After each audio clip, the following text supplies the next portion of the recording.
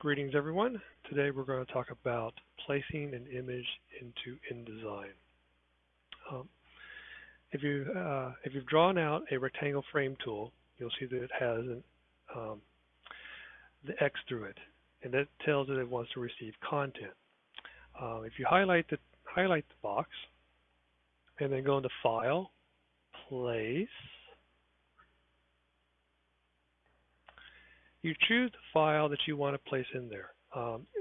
Images can be ranged from JPEGs to TIFFs to PNGs to PDFs. It will take any form of an image. Today I want to take the Nike logo, and you want to track it down, and I'm going to use the EPS version of the logo, which is the higher resolution and scalable version of the logo. I want to place, and then what you want to do is also show the import options. This is very valuable, especially if you're using the PDF. If you're using the PDF, the next page or dialog box will actually ask you which page do you want to use.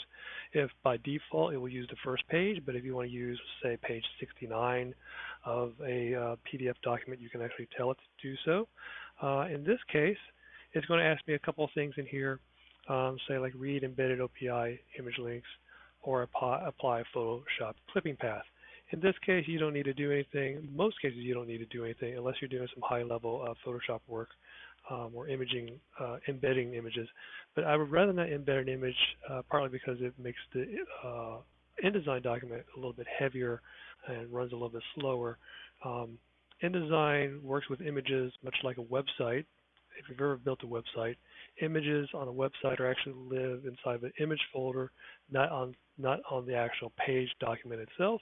So when you're loading a page on the website, the text page will load faster, and then the images kind of load simultaneously, so they kind of arrive at different times. It helps the websites run a little bit more efficiently, and it also helps InDesign documents run a little more efficiently as well. I'm going to say OK, and then you see here that the image drops in, and then it's really big. It's kind of partly covered up. And that is because the frame that we've drawn here is much smaller than the original size that the image was created. And this is using the frame process is a way of being able to crop images or within an InDesign document without having to actually cut or crop the actual physical image itself. So it's a more efficient way of cropping things. What you want to do is actually go over to your direct selection tool and select that. And the way to think about it, I want to hover my hand above it, and you see that the kind of brownish line kind of pops up when the hand is above the image. And the brownish line that pops up is the actual image itself in full size. I can actually grab the object and below, and if I hold it to click just before I move it, you can see what part is hidden and what part is not. So if I wanted to see only this part of the swoosh, you would see that. If I move it over here, you only see that. So there's a couple ways to manage this.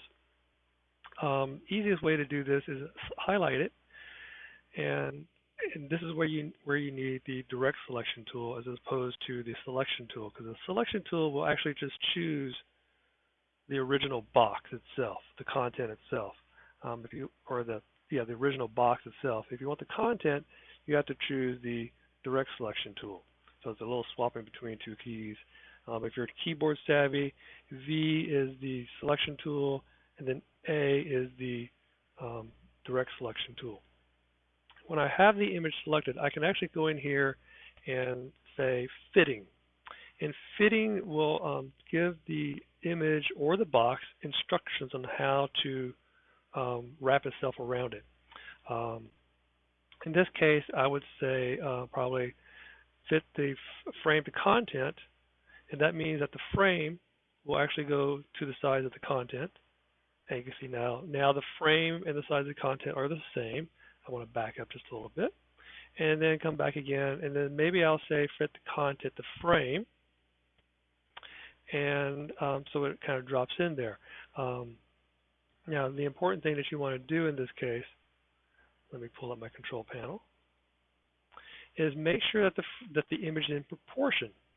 And the easiest way to do that, and I'm just going to, is to look up here. These two items right here tell you the proportional ratio of the image. Now, I want to make this a little extreme so you kind of see what I want to talk about here. I want to squeeze this Nike logo to where it's kind of like a funhouse mirror, and you see that the proportions are out of number from each other.